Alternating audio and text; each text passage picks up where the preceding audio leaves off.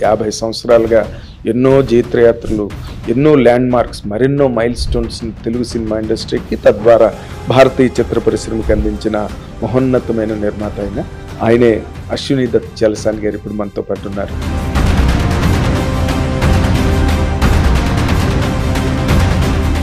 ఇంకా అన్నిటికీ కలిపి ఒకటి కల్కి అని ఇచ్చారు. ఇప్పుడు ఇది ఇంకా సెకండ్ పార్ట్ జూన్ నుంచి స్టార్ట్ అవుతుంది. జూన్ నుంచి ప్రభాస్కి, కమల్ హాసన్కి తక్కువ, అమితాబ్ బచ్చన్ గారు ఆయనకి ఎక్కువ. ఈ మూడు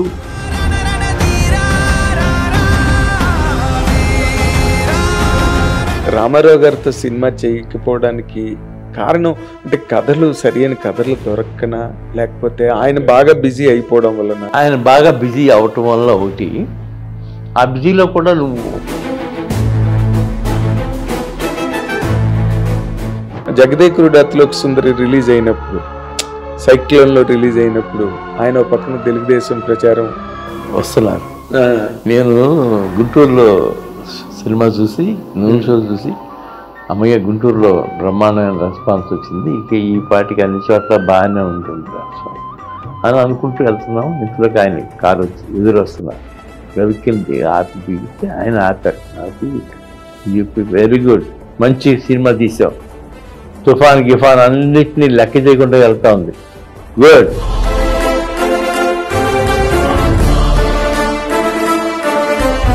ఆయన జీవితంలో అంటే బసవరామ్ తారకం గారు పోవడం, అదే స్థానంలోకి లక్ష్మీభారత్ అనే కొత్త వ్యక్తి రావడం, ఏం చేసినా అది ఇంటి వరకు సమాచారమే తప్ప బయటికి. అమరావతికి తెలుగు చిత్ర పరిశ్రమ వచ్చి స్థిరపడాల్సిన అవసరం ఉంది అని అన్నట్టుగా చాలా ఆశాజనకంగాను ఆసక్తికరంగాను కూడా మాట్లాడుతున్నారు. సినిమాకి క్యాపిటల్ అనేది విజయవాడే. ఇప్పుడైనా క్యాపిటల్ అనేది ఏ సినిమా రిలీజ్ అయినా అక్కడి నుంచే రిపోర్ట్లు రావటం, అక్కడికే ప్రొడ్యూసర్లు, డైరెక్టర్లు అందరూ.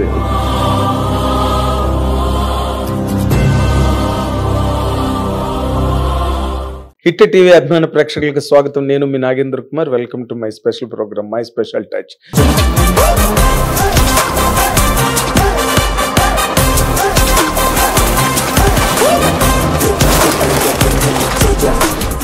ఇది 100కి కోటిపాళ్ళు స్పెషల్ టచ్. ఇప్పుడు మనతో పాటు ఉన్న గెస్ట్ తెలుగు చిత్ర పరిశ్రమలోనే కాదు, భారతీయ చిత్ర పరిశ్రమలోనే అగ్ర నిర్మాత అని అనాలంటే ఆ మాట ఆయన ఒక్కరికే చెల్లుతుంది. 50 సంవత్సరాలుగా ఎన్నో జైత్రయాత్రలు, ఎన్నో ల్యాండ్ మార్క్స్, మరెన్నో మైల్ స్టోన్స్ తెలుగు సినిమా ఇండస్ట్రీకి, తద్వారా భారతీయ చిత్ర పరిశ్రమకి అందించిన మహోన్నతమైన నిర్మాత ఆయనే అశ్విని దత్ చలసాని గారు ఇప్పుడు మనతో పాటు ఉన్నారు. ఆయనకి సాదర స్వాగతం పలుకుదాం. సార్ నమస్తే. సార్ నమస్తే. సార్ అంటే ఈ సందర్భం చాలా అమూల్యమైన సందర్భం సార్, మిమ్మల్ని ఇంటర్వ్యూ అడిగిన సందర్భం. ఎందుకంటే విశ్వవిఖ్యాత నట సార్వభౌమ డాక్టర్ నటరత్న పద్మశ్రీ నందమూరి తారక రామారావు గారు ఆయన 100వ జయంతి ఉత్సవాలు జరుగుతున్న సందర్భంగా ఆయనతో పాటు మీరు జీవితాన్ని ప్రారంభించారు. ఇన్నాళ్ళు మీరు ఒక నిర్మాతగా సినిమా పరిశ్రమలో నిలబడినా, లేదా ఒక వ్యక్తిగా, సమగ్రమైన వ్యక్తిగా నిలబడినా ఆయన్ని మీరు తలుచుకోకుండా ఉండలేరు ఏ క్షణమైనా. మీరు ఒక్కసారి వెనక్కి వెళ్ళి ఆలోచించుకుంటే ఆ జ్ఞాపకాలు అవన్నీ మీకు ఎలా అనిపిస్తాయి సార్? చాలా మహత్తరంగా ఉంటాయి సార్. ఎన్టీ రామారావు గారు అంటే ఆ పేరు తలుచుకుంటేనే ఒంట్లో గూలు వస్తుంది. అంత మహానుభావుడు.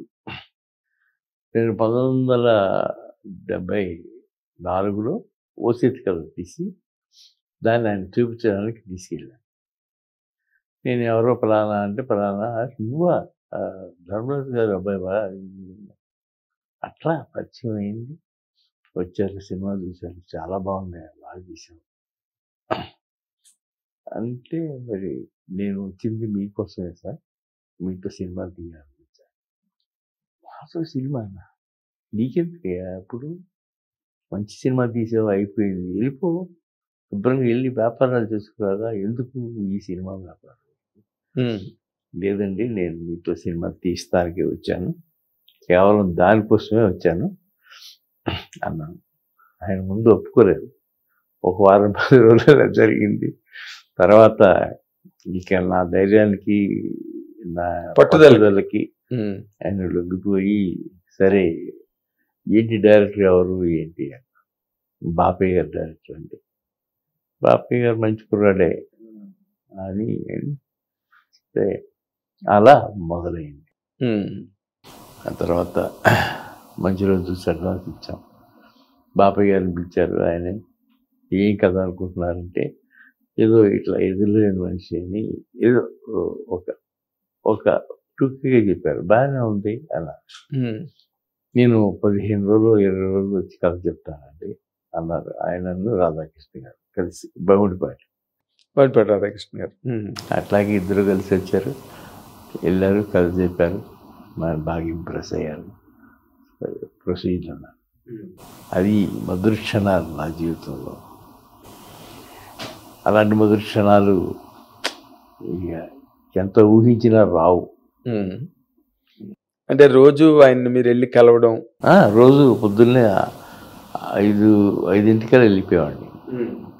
వెళ్ళి కాసేపు కూర్చుని ఆయన టీ తాగేవారు, నాకు ఇప్పించేవారు టీ. ఇంట్లోంచి తారకం గారు వచ్చి అక్కడ కూర్చునేవారు. తారకం మనవాడికి కూడా టీ ఇవ్వండి.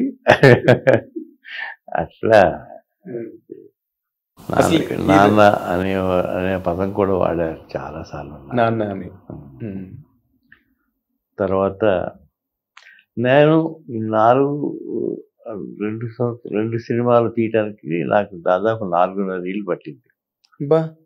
అంటే మధ్యలో గ్యాప్ వచ్చింది. దాన్ని ఏనాడు ఒక్క మాట అన్నారు. చాలా మృదు మధురమైన వ్యక్తి, గొప్ప వ్యక్తి. అంత బాగా చూసుకున్నారు. ఇండస్ట్రీలో ఎవరిని నమ్మకూడదు, ఎవరిని నమ్మాలి అని అన్నీ చెప్పేవారండి. చెప్పేవారు అంత బాగా. అంటే మీరు ఎవరైనా ఒక ఆ యంగ్ ఏజ్లో ఉన్నప్పుడు ఎవరి దగ్గరికి అలాంటి పెద్దవాళ్ళ దగ్గరికి వెళితే ఆ ప్రభావాలు మనసు మీద చాలా గట్టిగా ముద్రేస్తాయి సార్. అంటే ఒక జీవన విధానం అనండి, లైఫ్ స్టైల్ అనండి, లేకపోతే ఒక మారల్స్ అనండి, ఇంటిగ్రిటీ అనండి, అసలు ఒక వాక్ ఆఫ్ లైఫ్ అన్నది అలవాటు పడుతుంది. మీరు రామారావు దగ్గర నుంచి ఏం పుణుకుపుచ్చుకున్నారు సార్? ఏది ఎక్కువ మీకు ప్రభావం చూపించింది మీద? నాకు, నేను సినిమాలు చూడటం మొదలుపెట్టిన దగ్గర నుంచి రామారావు గారి సినిమాలే చూసేవాడిని. నాగేశ్వరరావు కూడా అప్పుడప్పుడు చూసేవాడిని. వీళ్ళు కదా చిరంజీవులు అంటే వీళ్ళే కదా గొప్ప నటులు. రామారావు గారితో మొదలైతే అలా అనుకుని నేను రామారావు గారితే భక్తుడిని. అలా మొదలైంది మా చరిత్ర. అలాగే ఆయన ఎన్నో విషయాలు నాకు చెప్పేవారు. ఇండస్ట్రీలో ఏది, ఎవరిని, ఎట్లా, ఏంటి అని, ఇది మంచి, ఇది చెడు, ఇది మాట అని ప్రతిదీ చెప్పేవారు నాకు. ప్రతి షూటింగ్కి వెళ్ళేటప్పుడు నా కార్లోనే వెళ్ళేవారు. అవునా?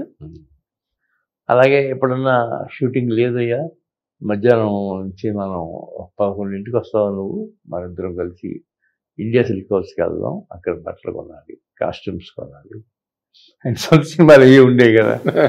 అట్లాగే వెళ్ళేవాళ్ళం. వెళ్ళే మనిషి ప్రారంభమైంది, దిగ్విజయంగా ప్రారంభమైంది. అది అలాగే సాగుతూ ఉంది. దాన్ని 1975 డిసెంబర్ 12కి ముహూర్తం పెట్టాము. అలాగే రిలీజ్ అయింది. బాగానే ఆడింది, చాలా బాగా. తర్వాత రివ్యూస్ ఇచ్చారు, అంత బ్రహ్మాండంగా సాగింది. మీరు ఒక్కసారి దెబ్బకి స్టార్ ప్రొడ్యూసర్ ర్యాంక్ వచ్చేసింది. స్టార్ ప్రొడ్యూసర్ అంటే అప్పుడు రామానాయుడు గారు వాళ్ళందరూ ఉండేవారు. పెద్ద ప్రొడ్యూసర్ టీవీ సార్ రాజు గారు ఉండేవారు, పివి సుబ్బారావు గారు ఉండేవారు, అందరూ ఉండేవారు, విజయ నిర్మాతలు ఉండేవారు. అలా కాదు, కానీ నాకు ఏదో కొత్త కుర్రాడు వచ్చాడు, సినిమాలు తెస్తున్నాడు అనేది వచ్చింది. ఆ తర్వాత అదైన తర్వాత యుగ పురుషుడు స్టార్ట్ చేసాం. దీనికి బాగా టైం పట్టింది. ఆ తర్వాత దాన్ని కూడా 6 monthsలో 7 monthsలో ఫినిష్ చేశాం.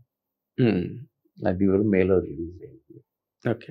అంటే తర్వాత మళ్ళీ మీరు రామారావు గారితో సినిమా చేయకపోవడానికి కారణం అంటే కథలు సరైన కథలు దొరక్కనా, లేకపోతే ఆయన బాగా బిజీ అయిపోవడం వలన? ఆయన బాగా బిజీ అవటం వల్ల ఒకటి, ఆ బిజీలో కూడా నువ్వు ఒక సంవత్సరం పాటు వెయిట్ చేస్తావా నా కోసం అని అన్నారు ఆయన. సరేనండి అన్నాను. కాకపోతే కొంటి మనసు కదా, ఈ లోపల ఎవరితోన్నా కొట్టేసి వస్తే పోతుంది కదా అని అప్పుడు నాగేశ్వర గారితో, కృష్ణ గారితో అనుకుని అలా మొదలుపెట్టాను. ఆ తర్వాత అలా మొదలుపెట్టాను. రామారావు గారికి కలుస్తుండేవాడిని. ఇక ఆ తర్వాత కాలక్రమేణా ఈ రామారావు, నాగేశ్వర, కృష్ణ, బాబు ఇట్లా వెళ్ళిపోయాం ఒకరి తర్వాత ఒకరు. ఇక వాళ్ళందరూ వెయిటింగ్లో ఉండబట్టి నాకు కూడా అంత టైం సరిపోవాలి. అంటే మీకు రామారావుతో చేసిన తర్వాత తెక్కమాళ్ళతో చేయడానికి మీకు ఏ రకమైన ఇబ్బంది? ఏమీ ఇబ్బంది లేదు. రామారావు గారు ప్రొడ్యూసర్ వచ్చాడు మన దగ్గరికి, ఎవరి కాదు రామారావు గారు ప్రొడ్యూసర్ వచ్చారు, రామారావు గారు ప్రొడ్యూసర్ వచ్చారు, ఇదే వరుస సాగిపోయింది. నాగేశ్వర గారు కూడా బాగా రిసీవ్ చేసుకున్నారు. 3 సినిమాలు చేశారు ఆయన. అవునండి. నాగేశ్వర పెద్ద నిర్మాత, దత్ అంటే అనేవారు ఆయన కూడా. అలాగే అదే మీరు ఇండియన్ సినిమాలోనే యంగెస్ట్ స్టార్ ప్రొడ్యూసర్ మీరేనేమో. అంతేనా మరి, ఇంచుమించుగా నేను 21 స్టార్ట్ అవుతుండగానే సినిమా స్టార్ట్ చేశాను. బా, వెరీ యంగ్ సార్. అంటే డిగ్రీ అయిపోగానే? అంతే, డిగ్రీ అయిపోగానే వచ్చాను. ఆ వసతి కదా ఫినిష్ చేసి దీని మీద పడ్డాను. మీరు విజయవాడ నుంచి బయలుదేరుతున్నప్పుడు ఎన్టీఆర్ గారితో సినిమా చేస్తానంటే నవ్వలేదా సార్ మిమ్మల్ని చూసి? నవ్వుకునేవారేమో, అయినా ఇప్పుడు ఎన్టీఆర్ గారితో సినిమా ఏంటరా ఇడు అని అనుకునేవాడు కూడా ఉంటారు కదా. అవును. ఆ తర్వాత నేను చేసిన తర్వాత ఆయనతో మా తీయటం మొదలుపెట్టిన తర్వాత షాకేమో బెజవాడ అంతా. షాకే, ఇండస్ట్రీ అంతా షాకే. ఎలా ఉండేదండి రామారావు మార్కెట్ అప్పటికి మీరు వెళ్ళి సినిమా తీసే టైంకి? చాలా బాగుండేదండి. చాలా అంటే ఆయన 2 లక్షలు తీసుకున్నారు, నా దగ్గర కూడా 2 లక్షలు తీసుకున్నారు అనుకుంటా. ఉన్నట్టు 175 తీసుకున్నారు, గుర్తులేదు. నేను వాణిశ్రీకి 2 lakhs ఇచ్చాను ఆ సినిమాలో హీరోయిన్. అబ్బా, ఈయనకి ఎంత ఇస్తే అంత ఇచ్చారు? ఇచ్చాను. ఆవిడ కూడా బాగా కోఆపరేట్ చేసింది. అట్లా అయిపోయింది. కానీ రామారావు గారితో తీసాము 2 సినిమాలు, ఆ రోజులు మర్చిపోలేము. ఆ తర్వాత నాకు ఆయనకి మళ్ళా నేను ఆయన సినిమాలు తీసేవాడు కదా. అవునండి. అప్పుడు నేను వెళ్ళి కలిసి నేను ప్రతిరోజు వెళ్ళేవాడిని. హైదరాబాద్ వస్తే హైదరాబాద్ వెళ్ళేవాడిని, మద్రాసు ఉంటే మద్రాసు వెళ్ళేవాడిని. ఆ సినిమా ఆయన ఏదో సినిమా తీశాడు, అప్పుడు ఆ సినిమా కొన్నాను నేను. అదే మన బ్రహ్మర్షి స్వామిత్ర కొన్నాను. పర్వాలేదు, బాగానే కృష్ణా జిల్లా మీరు తీసుకున్నారు. తీసుకున్నాను. బట్ ఆయన ప్రొడక్షన్ ఆస్పెక్ట్స్, లేకపోతే ఆయన ఎలాగ సినిమాని ప్రొడ్యూస్ చేయడానికి చాలా స్ట్రిక్ట్గా, హైలీ డిసిప్లినేరియన్గా ఆయన సినిమాలు చేయడం అవన్నీ మీరు అబ్జర్వ్ చేసేవారా సార్? చేసేవాళ్ళం అందరూ చేసేవాళ్ళం. అంతపాటు వెళ్ళి కూర్చోవడం అంత జరుగుతూ ఉండేది. బయట సినిమాలకు వెళ్ళేవాళ్ళం, సినిమాలకి వెళ్ళేవాళ్ళం. చాలా అంటే ఆయన నార్మల్గా బాగా పిచ్చినారని, అసలు రూపాయి ఖర్చు పెట్టడానికి ఎవరు చెప్పారని ఏమీ లేదు, అంత ఏమీ లేదు. బట్ స్ట్రిక్ట్గా ఉండేవారు. అంతే తప్ప అసలు చాలా పద్ధతిగా తీసేవారు సినిమాలు.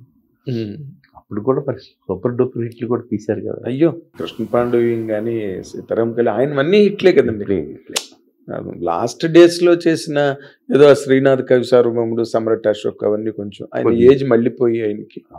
బట్ ఆయన ప్రైమ్లో ఉన్నప్పుడు అన్ని హిట్లేగా, అన్ని మైల్ స్టోన్సే, హిట్లని కూడా కాదు. ఏ సినిమాకి ఆ సినిమా. తర్వాత నార్మల్గా ఎన్టీ రామారావు గారు తర్వాత గట్టిగా మీరు సినిమా పరిశ్రమలో ఒక పెద్ద నిర్మాతగా నిలదొక్కున్న తర్వాత మీకు ఆయనకి నాకు బాగా కనిపించిన ఒక సారూప్యత ఏంటంటేనండి, ఆయనకి తెలుగు అంటే వల్లమాలిన అభిమానం. అవును, రామారావుకి. అవును, మీకు అంతే అభిమానం. అవును, అవును, అది ఆయన దగ్గర నుంచి వచ్చింది అనుకుంటాను నేను. ఉమ్, ఆయన దగ్గర నుంచి వచ్చింది అనుకుంటాను. ఆయన పాటలు రాసే విధానం కానీ, ఆయన పాటలు చేయించుకునే విధానం కానీ నేను బాగా అబ్జర్వ్ చేశాను. ఉమ్, నేను కూడా అలాగే మా గురువు గారు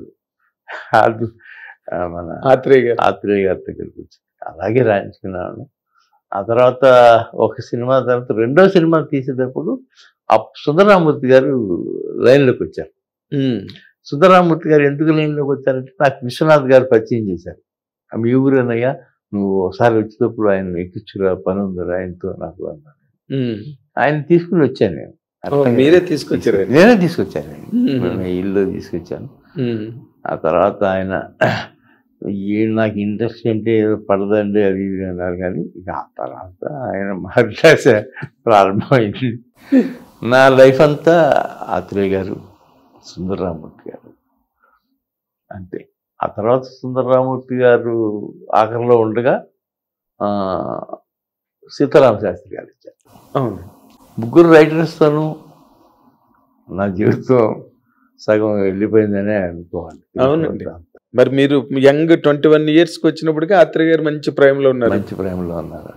వేటూరు గారు కూడా ఇమ్మీడియట్ గానే వచ్చారు వచ్చారు కదండి. ఓసిత్ కత్తోనే కదా ఆయన ఎంట్రన్స్ కూడా. ఓసిత్ కత్తోనే వచ్చారు. ఆ తర్వాత ఎదురులే మనుషులు రాయలేదు. యుగ పురుషుడు మాత్రం ఒక పాట రాశారు. ఉమ్, అప్పుడు ఏదో ఆత్రేయ గారు ఏదో ఒంట్లో బాగాలేదు ఏదో అంటే టైం పడుతుందంటే నేను రాస్తున్నానంటే సరేలే రాంచు అన్నారు ఆయన.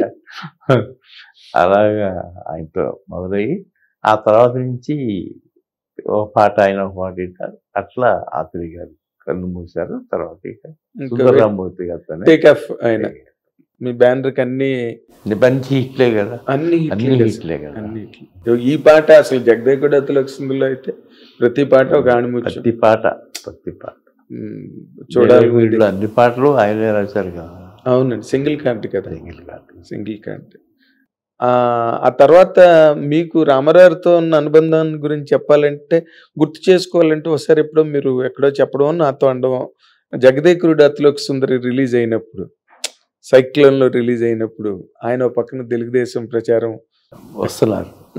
నేను గుంటూరులో సినిమా చూసి, న్యూస్ షో చూసి, అమ్మయ్య గుంటూరులో బ్రహ్మాండమైన రెస్పాన్స్ వచ్చింది, ఇక ఈ పాటికి అన్ని చోట్ల బాగానే ఉంటుంది రెస్పాన్స్ అని అనుకుంటూ వెళ్తున్నాం. ఇంట్లోకి ఆయన కారు వచ్చి ఎదురు వస్తున్నారు. వెళ్కింది ఆపి దిగితే ఆయన ఆపారు. ఆపి చెప్పి వెరీ గుడ్, మంచి సినిమా తీసావు, తుఫాన్ గిఫాన్ అన్నిటినీ లెక్క చేయకుండా వెళ్తా ఉంది, గుడ్, కమాన్ క్యారీ ఆన్. అలాగే థ్యాంక్స్ చెప్పేసి ముందుకు వెళ్ళిపోయాం.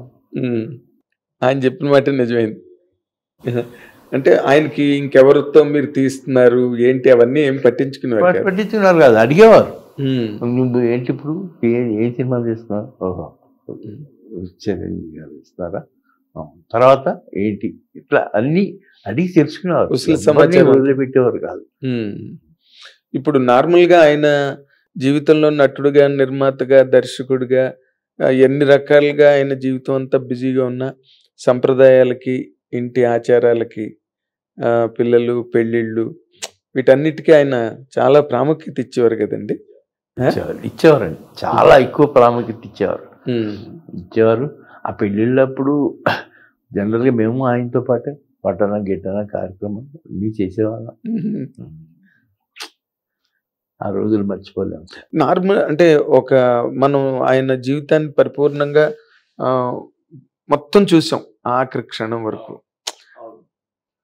ఆయన జీవితంలో అంటే బసవరామ తారకం గారు పోవడం, అదే స్థానంలోకి లక్ష్మీపార్వతి అనే కొత్త వ్యక్తి రావడం, తద్వారా ఆయన చాలా విమర్శలు పాలవడం. ఎందుకంటే మీరు టీడీపీ అనుయాయుడు, సానుభూతిపరుడు, అండ్ మీరు ఎలక్షన్స్లో కూడా నిలబడ్డారు కదా పార్టీ తరఫున.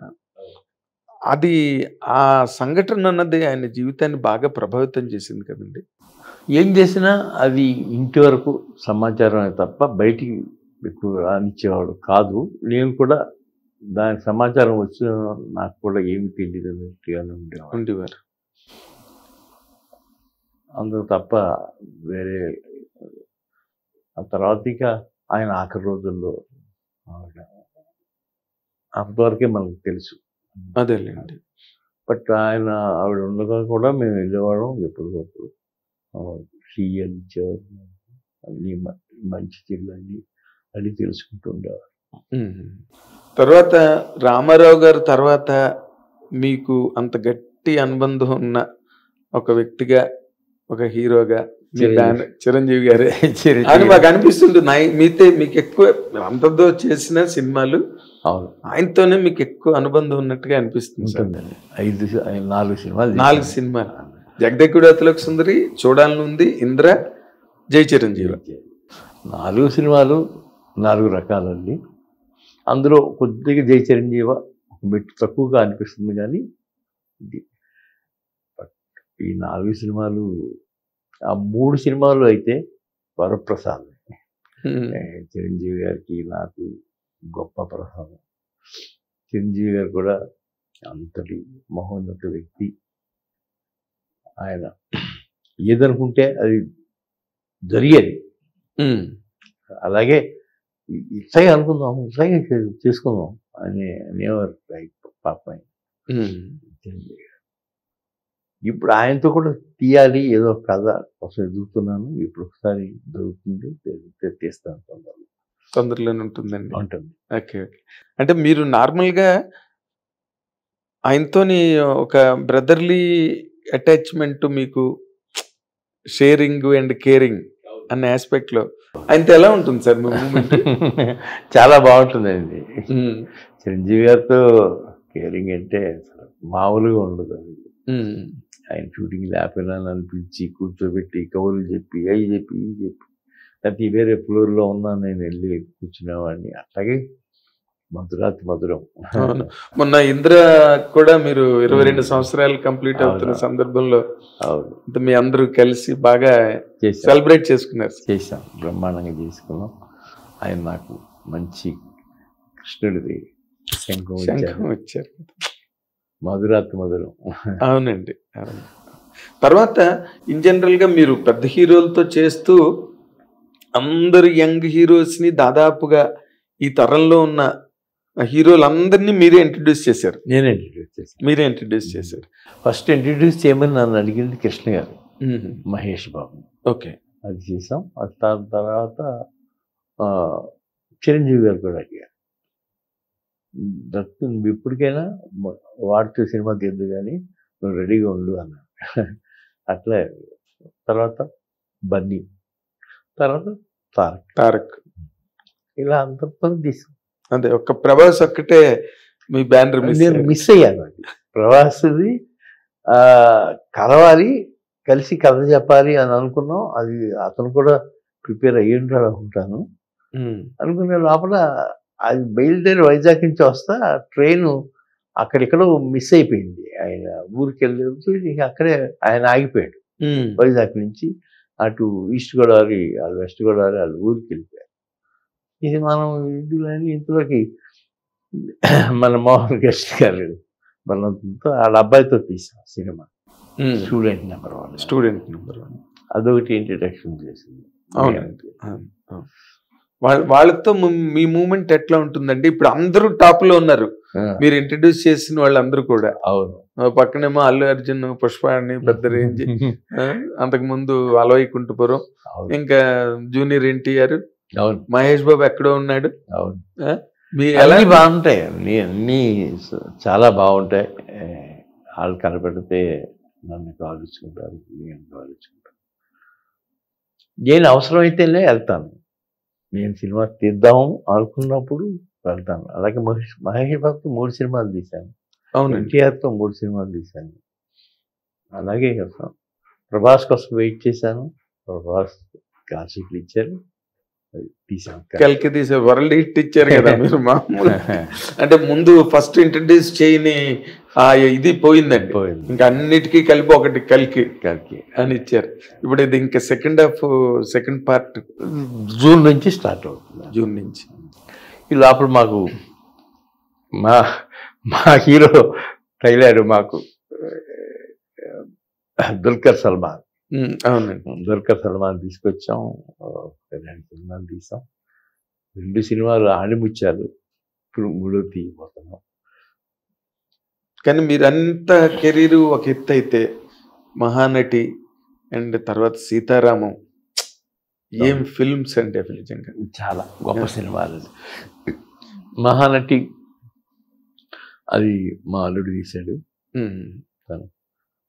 తన ఫస్ట్ సినిమా తీసిన తర్వాత రెండో సినిమా కింద తీశాడు.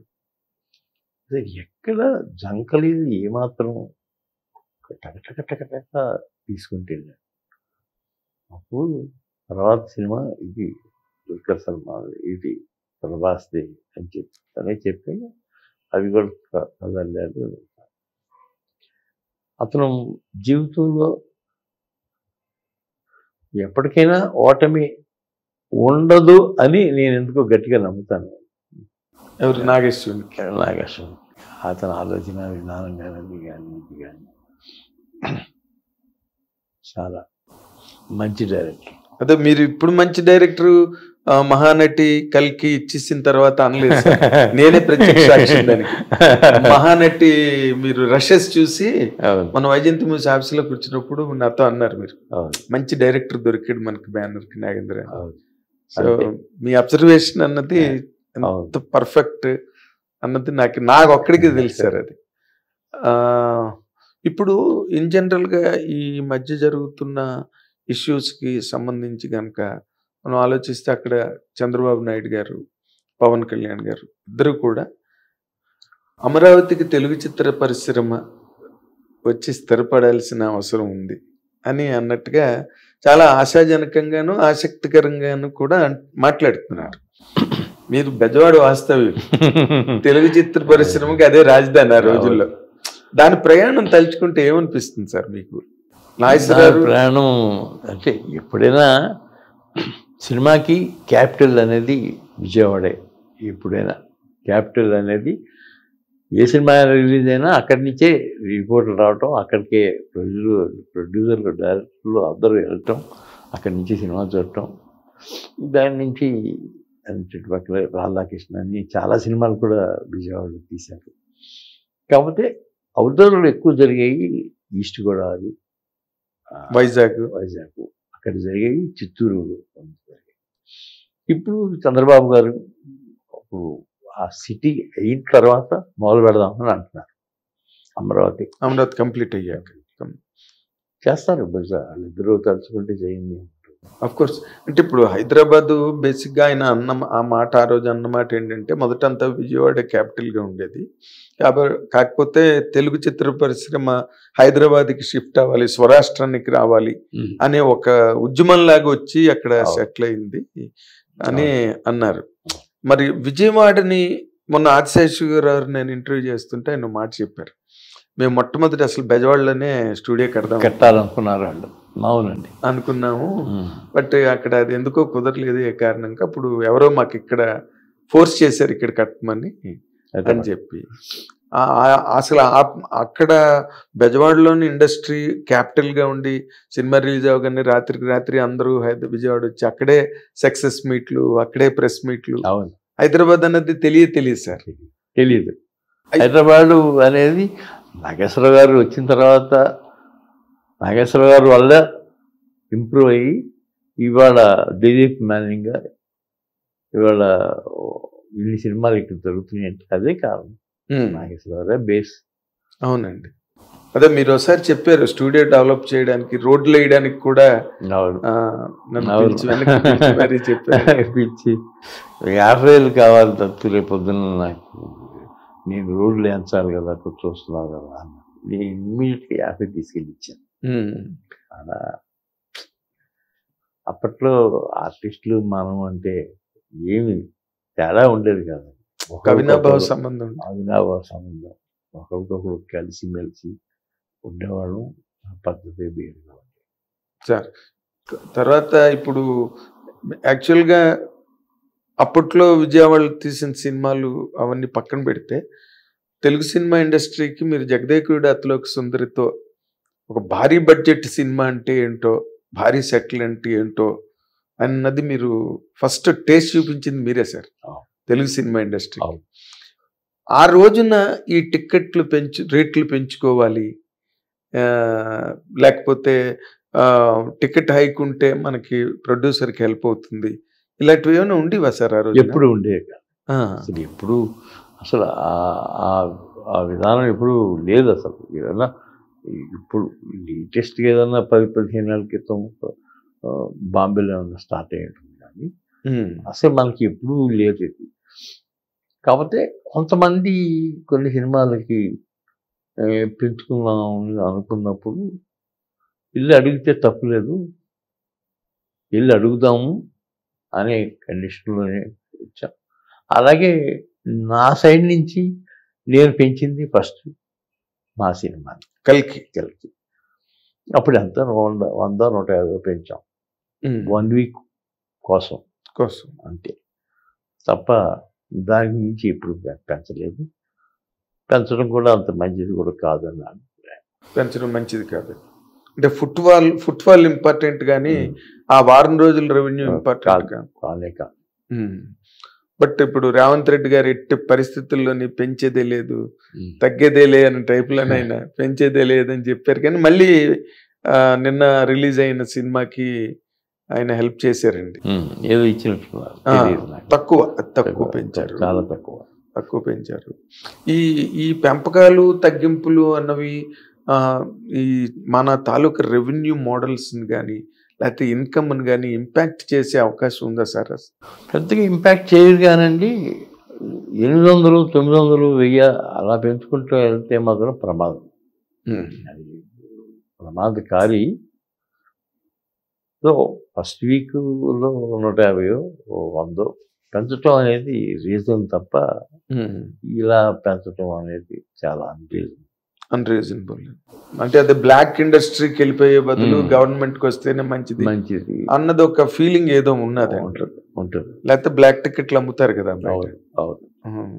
మరి ఇన్ జనరల్గా ఇప్పుడు మొన్న ఈ జరిగిన ఈ ఇన్సిడెంట్స్ వాటిలో కూడా చూస్తే గవర్నమెంట్ చాలా చిత్ర పరిశ్రమ మీద కన్నెర్రగా ఉంది, చాలా సీరియస్ డెసిషన్స్ తీసుకుని కొంచెం తెలుగు చిత్ర పరిశ్రమ ఇబ్బంది పడుతున్నదన్న ఫీలింగ్ చాలా మందిలో ఉంది సార్. ఇండస్ట్రీలో గవర్నమెంట్ తాలూకు పాలసీలు కానీ ఇంకోటి కానీ అది కూడా జరిగిన మాట వాస్తవమే. కానీ అది ఎన్ని రోజులు ఉంటుందండి? టెంపరీగా ఒక వారం.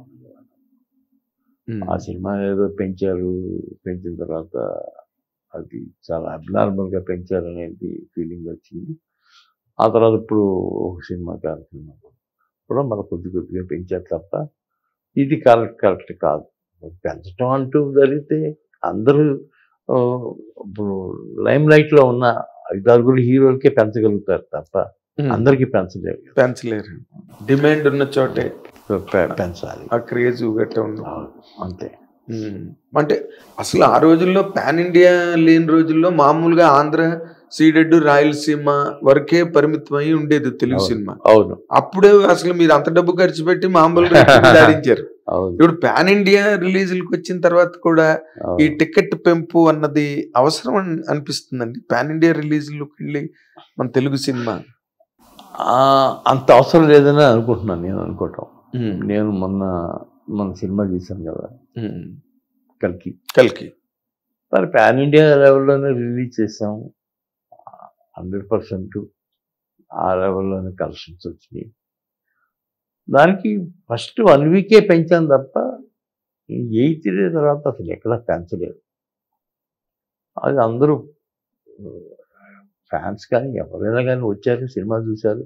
8th డే తర్వాత మళ్ళా సినిమా నార్మల్ ప్రైస్కి వచ్చేసింది తప్ప దాని మీద ఏం కంప్లైంట్ రాలా.